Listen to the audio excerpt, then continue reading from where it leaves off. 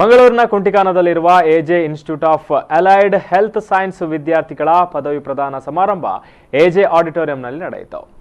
AJ ಆಡಿಟೋರಿಯಂನಲ್ಲಿ ನಡೆದ ಕಾರ್ಯಕ್ರಮವನ್ನು ಮಂಗಳೂರಿನ ಮಹಾನಗರ ಪಾಲಿಕೆಯ ಮೇಯರ್ ಕವಿತಾ ಸನಿಲ್ ದೀಪ ಬೆಳಗಿಸಿ ಉದ್ಘಾಟಿಸಿದ್ರು. ಬಳಿಕ ವಿದ್ಯಾರ್ಥಿಗಳಿಗೆ ಪದವಿ ಪ್ರದಾನ ಮಾಡಿದ್ರು.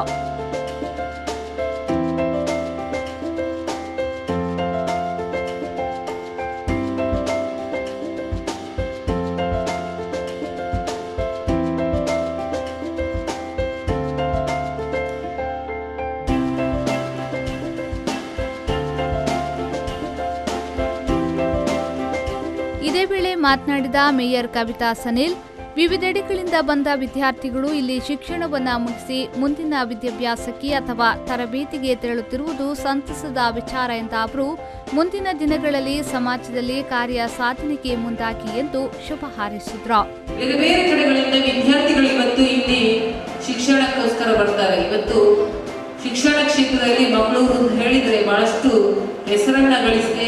ಅದು ಮಾತ್ರ ಅಲ್ಲ, ಈಗ ಮ್ಯಾಂಗ್ಳೂರು ಸ್ಮಾರ್ಟ್ ಸಿಟಿ ಆಗ್ತಾ ಇದೆ. ಆದ್ರಿಂದ ನಾವೆಲ್ಲ ಇಲ್ಲಿಂದ ಸ್ಮಾರ್ಟ್ ಆಗಿ ಹೋಗ್ತಾ ಇದ್ದೀವಿ ಅಂತ ನನಗೆ ಅನಿಸ್ತದೆ.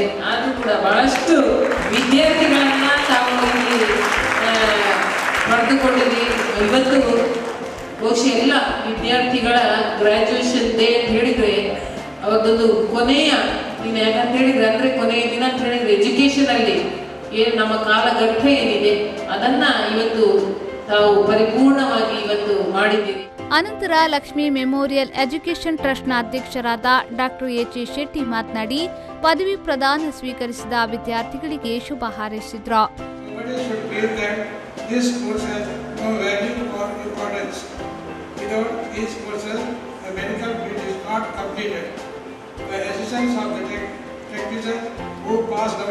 Different allied courses is necessary for doctors for X-ray, blood test, and diagnose and to give the proper treatment to the patient. About 140 students of various courses are graduated today. Out of which there are 38 ranks holders. Their long-held dream to become a graduate has led to reality today.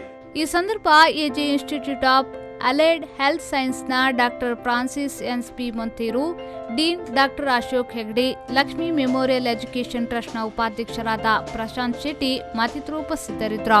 Nagaraj, ವಿ4 news 24/7 Mangaluru.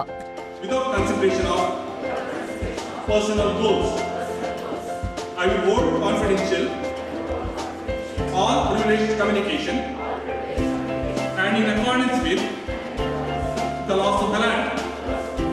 I will seek to cooperate with fellow health professionals so that